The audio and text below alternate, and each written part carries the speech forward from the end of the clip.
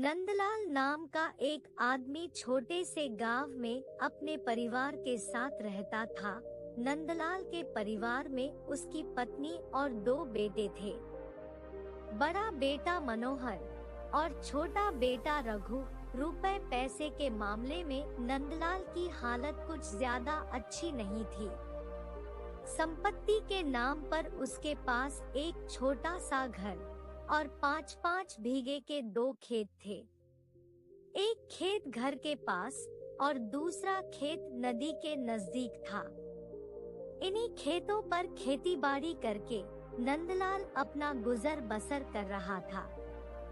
कमाई कम होने के बावजूद भी नंदलाल पूरी कोशिश करता उसके बेटे अच्छे से पढ़ाई लिखाई करके बड़े आदमी बने।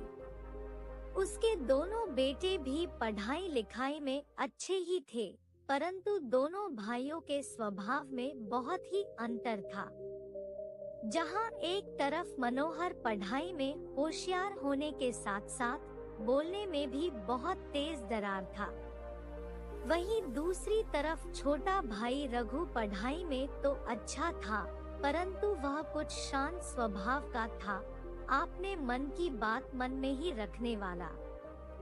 दोनों भाइयों को गांव की पाठशाला में पढ़ाने के बाद नंदलाल ने सोचा कि अपने बच्चों को शहर में आगे की पढ़ाई के लिए भेजा जाए, परंतु उसकी पैसों की तंगी आड़े आ रही थी। उसने गांव के साहूकार से कर्ज लेने के बारे में सोचा। साहूकार से कर्जा लेकर भी इतना पैसा नहीं जुटा पाया कि वह दोनों को शहर भेज सके। यह बात नंदलाल को परेशान कर रही थी। उसने अपनी पत्नी से कहा, रघु की माँ, मैं अपने दोनों बच्चों को शहर भेजकर आगे पढ़ाना चाहता हूँ, लेकिन सारे जतन करने के बाद भी इतना पैसे का इंतजाम नहीं हो पा रहा और उसके बाद पढ़ाई पर भी काफी खर्च होगा। अब समझ में नहीं आ रहा कि मैं क्या करूं।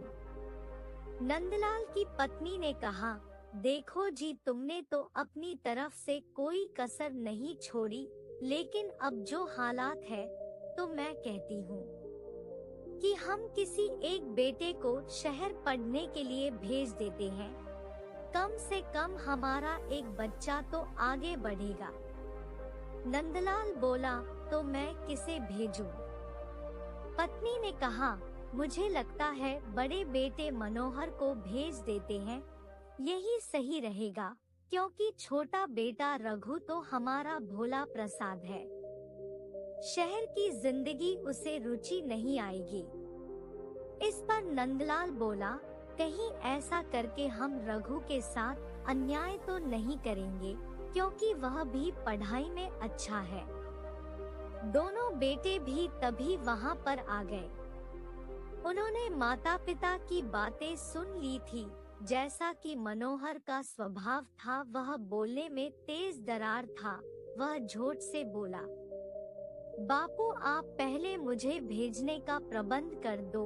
अगर सब कुछ ठीक चलता रहा तो मैं रघु को भी वहां पर बुला लूंगा और कुछ ना कुछ इंतजाम तो हो ही जाएगा। छोटे भाई रघु ने भी बड़े भाई की हाँ में हाँ मिला दी। अब यह फैसला हो गया कि बड़े बेटे को ही शहर आगे की पढ़ाई के लिए भेजा जाएगा। इस तरह मनोहर शहर चला गया। वह मन लगाकर पढ़ने लगा। छोटा भाई अपने पिता के साथ गांव में ही रहकर खेती बाड़ी करने लगा। वह भी दिन रात मन लगाकर काम करता था। साहूकार का कर्ज जो चुकाना था और बड़े भाई की पढ़ाई का खर्चा अलग से पूरा करना था। समय पंख लगाकर उड़ गया। बड़ा भाई मनोहर अब अपनी वकालत की पढ़ाई पूरी करके एक वकील बन चुका था और शहर में उसकी वकालत का काम अच्छा चल पड़ा। दूसरी तरफ रघु गांव में ही खेती बाड़ी करता और अपने दोनों खेत के टुकड़ों पर हल चलाता। रुपए पैसे के मामले में उसकी हालत पहले जैसी ही थी। माता पिता ने दोनों बेटों की शादी करवा दी। मनोहर अपनी अपनी पत्नी को लेकर शहर चला गया और वहीं पर उसने आपने एक मकान भी खरीद लिया था। रुपए पैसे की उसके पास कोई कमी नहीं थी। जबकि रघु अपनी पत्नी के साथ उसी पुराने घर में गांव में ही रहता था। समय बीतने के साथ नंदलाल अब बूढ़ा हो चला था और उसकी पत्नी भी बीमार रहने लगी। मनोहर अपनी शहर की जिंदगी में बिल्कुल मस्त हो चुका था। वह साल 2 साल में कभी एक आध बार ही गांव का चक्कर लगाता। इधर रघु भी जैसे तैसे अपना गुजारा कर ही रहा था। बूढ़े माँ बाप की सेवा और उनकी दवा दारू का खर्चा सब रघु के कंधों पर ही था।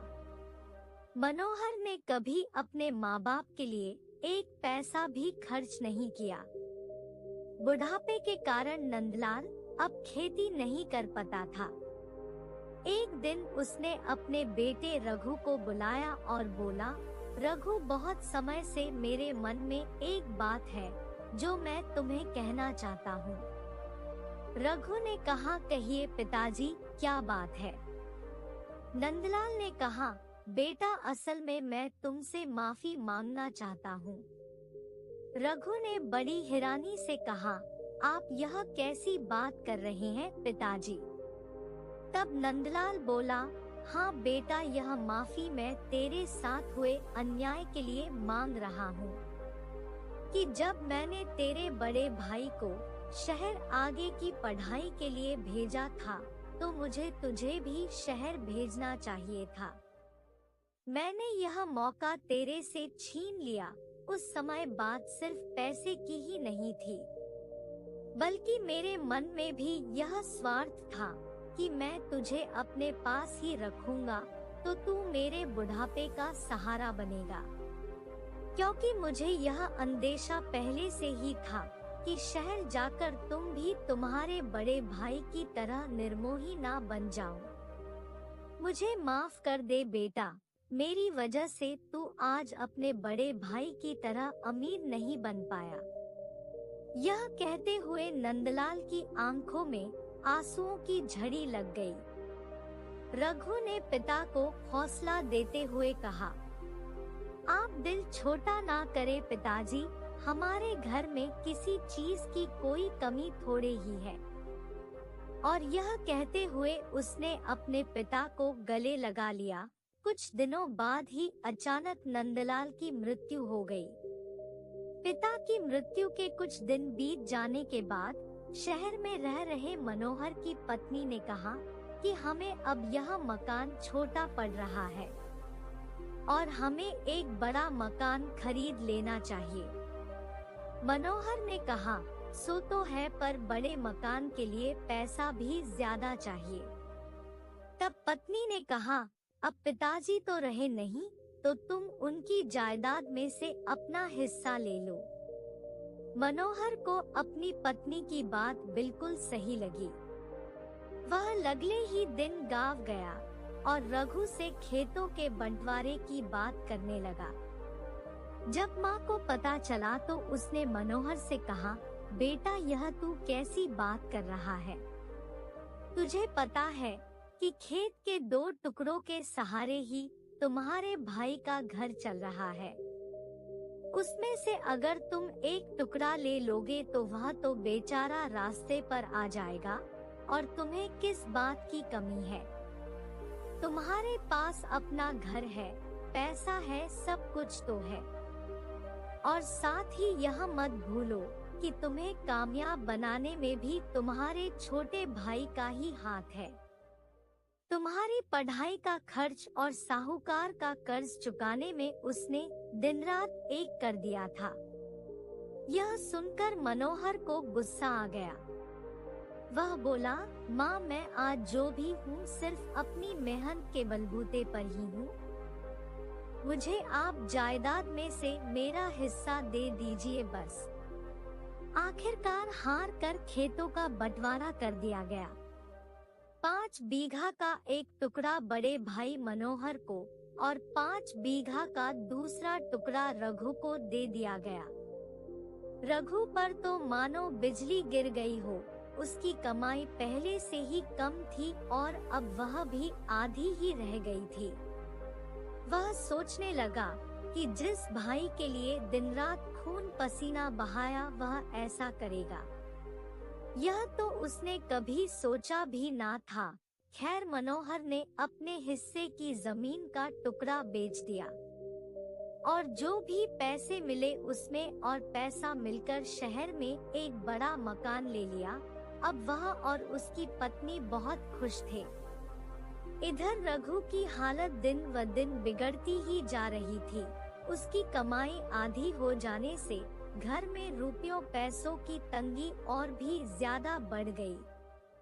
कई बार वह यह सोचता कि अपना 5 बीघा का खेत बेच दूं और शहर जाकर कोई मेहनत मजदूरी का काम कर लूं, पर फिर उसे लगता कि जमीन बेचकर जो पैसा मिलेगा वह कितने दिन चलेगा। इसी उधेड़बुन में उसके दिन बीत रहे थे। उसकी माँ उसे हौसला देती, बेटा तू फिक्र ना कर, तूने जो माँ बाप की सेवा की है उसका अच्छा परिणाम तुझे जरूर मिलेगा। कुछ समय बीतने के बाद माँ की भी मृत्यु हो गई। एक दिन रघु रोज की तरह अपने खेत की तरफ जा रहा था तो रास्ते में उसे गांव के मुखिया जी मिल गए और वह रघु से बोले, रघु तू किधर घूम रहा है? मैं कब से तुझे ढूंढ रहा हूँ। रघु ने कहा, क्या हुआ मुखिया जी? मुखिया ने बड़े ही उत्साह से कहा, बेटा तेरे दिन बदलने वाले हैं। रघु ने हैरान होकर कहा, क्या मतलब है मुखिया जी? तब मुखिया ने कहा, सुन रघु, जहाँ तेरा 5 बीघे का खेत है उसके नजदीक से अब एक हाईवे बनने वाला है। मतलब शहर और गांव को जोड़ने वाली एक चौड़ी सड़क वहां से बनने वाली है। तो बस उसी की वजह से वहां की जमीनों की कीमतें कई गुना बढ़ गई है। तेरे छोटे से खेत की कीमत भी अब लाखों में लगेगी। हम में से कई किसान वहां की अपनी जमीन बेच रहे हैं, तो कहे तो तेरी जमीन भी ऊंची कीमत पर बिका दूं। यह सुनकर रघु की तो मानो मन की मुराद पूरी हो गई हो। उसने तुरंत इसके लिए हाँ कर दी। कुछ समय बाद रघु को उसकी जमीन की ऊंची कीमत मिल गई। उसने उन पैसों से कई गाय और भैंसें खरीद ली और दूध का व्यापार शुरू कर दिया। मेहनती तो वह शुरू से ही था और उसका यह काम खूब चल निकला। उसका दूध शहर तक सप्लाई होता था। अब उसके दिन बदल गए और एक समय वह भी आ गया जब धन संपत्ति के मामले में वह अपने बड़े भाई मनोहर से भी कई आगे निकल गया। परंतु उसने कभी भी इस बात का अहंकार नहीं किया। वह तो इसे बस अपने माँ बाप का आशीर्वाद ही मानता था।